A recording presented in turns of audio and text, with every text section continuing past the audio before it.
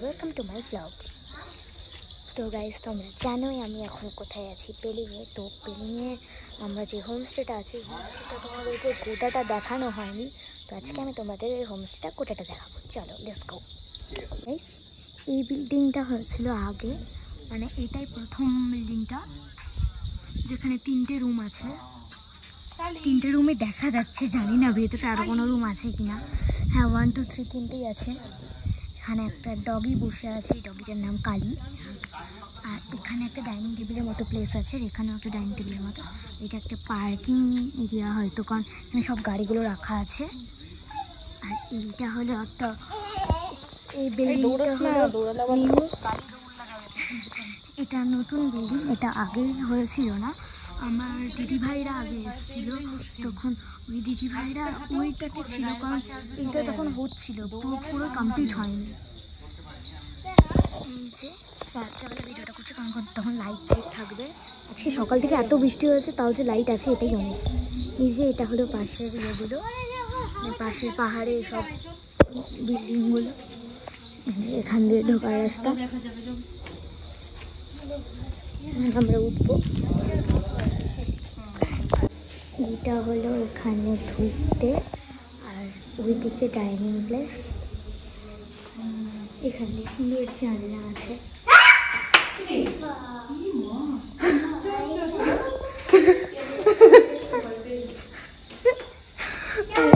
আর এখান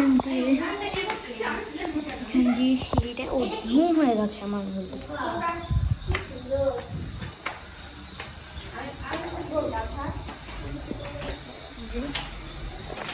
কি এটা দিয়ে হলো দোতলায় যাওয়ার ইয়ে, আর এর উপর দিয়ে আরো গাড়ি ঢুকছে এখন। এটা কি ছাদে গেছে? এখন চলো তোমাদেরকে ছাদের রাস্তাটা একটু দেখাই। হ্যাঁ, টিন আছে ছাদে। ওই যে ছাদে যাবো না, কারণ এখান দিয়ে টিন পেরেক সব ফেলা আছে। না, আমি যাবো না, কোথায় যোগ লোক ঢুকে থাকবো। এই যে এখন কয়েকটা গাড়ি ঢুকলো, আর এখান দিয়ে এই জায়গাটাতে কাঞ্চনজঙ্ঘার একটা ভিউ আছে। এইটা হলো ওদের রুম, এইটা হলো আমাদের রুম। ভাবিরা না নামলে আমি রুমগুলো খুঁজতে পারবো না, আমি দেখাতেও পারবো না। ছাদেই যাই সবাই যখন ছাদে আসে, আমি এখানে বসে বসে কি নাচবো? এই দাঁড়া, কি এখন আমরা ছাদে আছি। ছাদ থেকে তো কাঞ্চনজঙ্ঘার ভিউটা আরো বিউটিফুল লাগবে। এই যে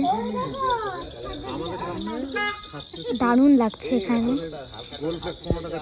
আমাদের রুমটা এখানে, আমি এই লাইটটা দিই। আমাদের ঘরে ঢুকতে এই সুইচটা টিপলে, বৃষ্টি হচ্ছে নাকি, এই সুইচটা টিপলে